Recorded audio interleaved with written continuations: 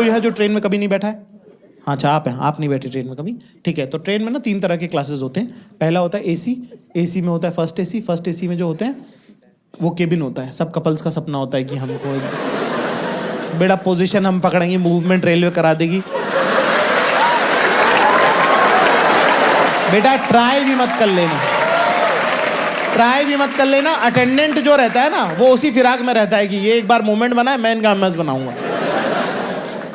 फिर वो sleeper 2 sleep है ना, AC 2 AC 3 होता है। फिर स्लीपर का डब्बा होता है जिसके अंदर AC नहीं होता पर रिजर्व सीटें होती हैं।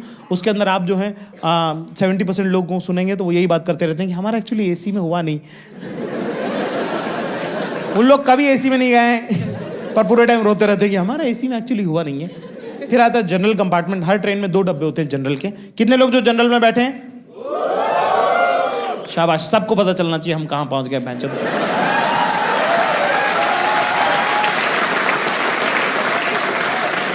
जनरल में 2 डब्बे होते हैं। जनरल में यूजुअली टिकट 68 होती हैं, कई बार 72 होती हैं। कई बार सरकार को ऐसा लगता है कि इतने लोग बैठेंगे। उसके अंदर एक डब्बे में बैठते 1200-1300 लोग। अगर आप 2-3 दिन जनरल में, अगर आपने एक हफ्ते में 2-3 दिन अगर ट्रैवल कर लिया तो आपका DNA बदल सकता है। इतना नजदीक का मामला रहता है उसके अंदर। मैंने आखिरी सीट पे, अगले डब्बे की आखिरी सीट पे अपना बैग टिकाया है ना, और वहाँ दरवाजे पे एक लड़का बैठा था, उससे बात करना चालू करी। तो बैठा, उसके बाद मैंने उसको बोला, मैंने कहा भैया हवा अच्छी चल रही, दरवाजे पे भी नहीं चलेगी तो कहाँ चलेगी? मैंने कहा क्या सोच रहे हैं भैया आप? कह रहा आपको कैसे पता मैं कुछ सोच रहा हूँ? उनको बोलूं, फंस गया ना। मैंने कहा मुझे लगा इंजीनियर है, इंटेलिजेंट है तो कुछ अच्छा ही सोच रहे होंगे। कह रहा आपको कैसे पता चला मैं इंजीनियर हूँ? मैं कहा अरे इंडिया में 4 में से 5 लड़का इंजीनियर है। कह रहा 3rd ईयर में हो भैया, ये वो फलान ढिमका, ये सब बातें करने। देखो मेन टॉपिक पे आते हैं अपन, तो मेन बात अपने को वही करनी होती है। मैंने गर्लफ्रेंड वगैरह का क्या सीन है? हराम ने इतनी ठंडी सांस भरी, पूरी टेम्परेचर गिरा दिया ट्रेन का। कह रहा थी एक, छोड़ के चली गई। और अपना तो भाई गॉसिप में देखो बहुत हाथ अपना हैवी है, अपनी कोई बहन भी नहीं है, और मैं तो फुल ब्लोन इन्वॉल्व रहता हूँ गॉसिप में। मतलब कि अगर मान लो कि ये जो ट्रेन का जो स्लीपर का डब्बा होता है उसमें ना 2 ब्लॉक्स के बीच में ऊपर की बर्थ में जालियाँ होती हैं, है ना। अगर मान लो मैं अपर बर्थ पे बैठा हूँ और बगल में कोई परिवार बैठा है तो मैं रात को नहीं सो पाऊंगा। फिर मैं जाली में लटक के उनके पूरे घर की बात सुनता हूँ। तुम सुबह उठोगे मेरे मुंह पे आधी जाली मंडी रहेगी। मैंने ऐसी ऐसी बातें सुनी है, मेरे साथ दफन जाएंगी वो। तुम भी सुनो, तुम्हारे साथ भी जानी चाहिए। कह रहे बड़ी मासी आप नहीं थे उस दिन, हम थे उस दिन घर के अंदर। जब मोंटू की शादी की जब तारीख तय हुई थी ना, है ना, छोटी मामी ने घर के बीच में आंगन में खड़े होके कहा था कि जिस दिन मोंटू की बारात जाएगी सारी बहन बेटियों को पायजेब दूंगी, पायल दूंगी। क्या हुआ? नहीं मौसी, मैं नहीं कह रही कि नहीं दी होगी, दी होगी अपने पियर वालों को दी होगी। हम तो ननद के बच्चे हैं ना, हम तो पराया हो गए ना। मामा से हम ननियाल नहीं होते मम्मी, नानी होते तो ये होने देते क्या? इतना मुझे प्यार करते थे वो। हाँ, दी होगी तो अपने पियर वालों को दे दी होंगी। हमारे पैर तो आज तक सूने हैं ना। Now you know that छोटी मामी is not a nice person, right? तो उसी इंटेंशन से मैंने, ये स्लीपर की खास बात है, उसमें यही सब पारिवारिक बातें चलती रहती। तो मैंने बोला, मैंने कहा क्या हुआ यार, तुम्हारा ब्रेकअप कैसे हो गया? कह रहा कुछ नहीं यार, बस फर्स्ट ईयर में साथ में थी प्रोजेक्ट में, फिर सेकेंड ईयर में उसने दूसरा बंदा बना लिया। मैंने कहा अरे कुछ बोली तो होगी ना, मतलब तुम्हारे बिना जी नहीं सकते और दिख मत जाना, बीच में क्या है?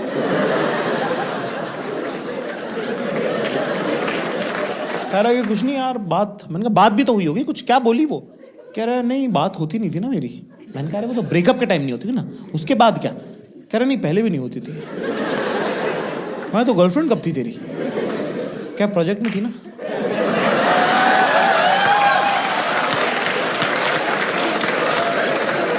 अच्छा। तो एक लड़की थी, कह रहा यस, जो तेरे साथ क्लास में थी, जो प्रोजेक्ट में भी थी। कह रहा बिल्कुल सही। मैंने कहा फिर सेकेंड ईयर में? कह रहा बेवफा निकल गई वो। मैंने कहा चुप बैठ, एक होता है भाई एक तरफा प्यार, आप किसी से प्यार करते हैं, आपने उनसे इजहार किया, उन्होंने मना कर दिया, आप फिर भी लगे हुए, मैं इसकी इज्जत करता हूँ कि आपका एफर्ट है इसके अंदर। ये किस टाइप की मोहब्बत है जिसमें बेवफा भी निकल गई, उसके देवताओं को खबर नहीं कि तू है। मैंने ये बात पूरी ट्रेन को बता दी। मैंने बहुत भाई थोड़ी वर्चस्व की शुरुआत तो किसी की लाश पे पैर रख के ही होती है। पहले ब्लॉग में एक आंटी थी, बबलू की मम्मी, बहुत फनी, वो वाली आंटी नहीं जो हंस के कुछ बुरी बुरी बातें बोल देती। ओ भाभी जी आप तो मुझे लग रहा था पेट से हो, ये तो आपने बढ़ा लिया। माफ करना भाभी जी। भाई बबलू करके लड़का, उसकी मम्मी भयंकर फनी, उन्होंने तो रगड़ दिया इस इंजीनियर लड़के को। उससे पानी बोतल कह रहे भैया पेप्सी पियेंगे आप? वो कह रहा आंटी जी पेप्सी थोड़ी पानी है ये तो। कह रहा आपको उससे क्या मतलब, आप तो मन में मान लो कि पेप्सी है।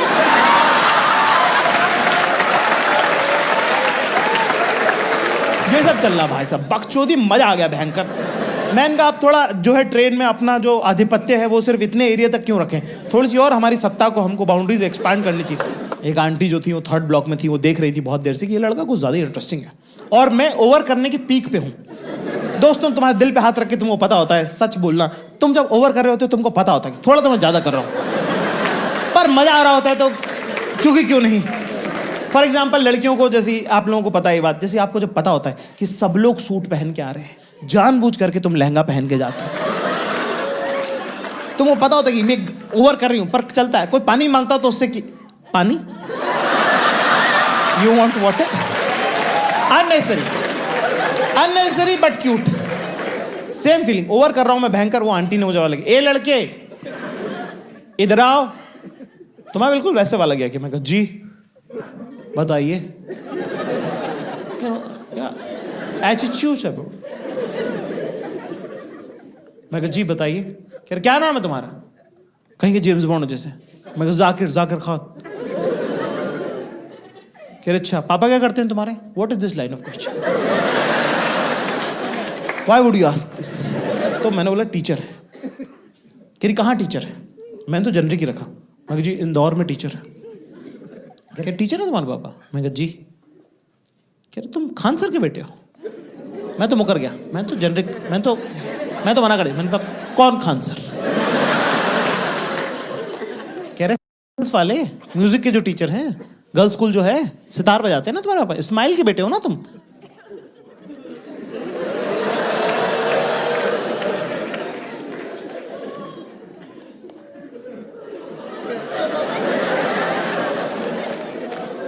यस। कह रहे तभी पूरी ट्रेन सर पे उठा रखी है। तुम्हारे पापा भी हमारे साथ कॉलेज में हुआ करते थे। तुम्हारी उनकी आवाज बहुत मिलती है। मैं कहा मुझे तो पता ही है, पहले 2 दिन कांड हो चुके हैं इसमें।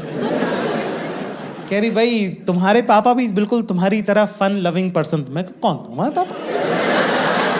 हमारे पापा सेपरेटली फन नहीं है और अलग से लविंग नहीं है। आप कह रहे हो वो फन लविंग? नहीं, कोई और होगा। कह रहा है बड़े टैलेंटेड थे तुम्हारे पापा, उनको फोन करना तो बोलना उनको कि रुखसार मैडम मिली थी। ठीक है, बहुत साल हो गए, वैसे बहुत साल हो गए, पता नहीं उनको याद, खैर याद तो उनको होगा।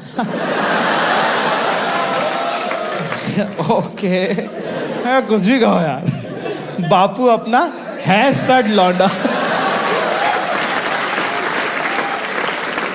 कहाँ जा रहे हैं जाकिर में आप? मैं कहा जी इंटरव्यू देने जा रहे हैं। कह रहा अच्छा, और ग्रेजुएशन आपका हो गया? मैंने कहा नहीं वो नहीं हुआ है ना, क्योंकि वो तो छोड़ दिया हमने, है ना। कह रही अरे वाह, ग्रेजुएशन कंप्लीट नहीं हुआ, अभी से ही जो है एग्जाम के टाइम पे ही नौकरी ढूंढना शुरू कर दी, शाबाश बेटा।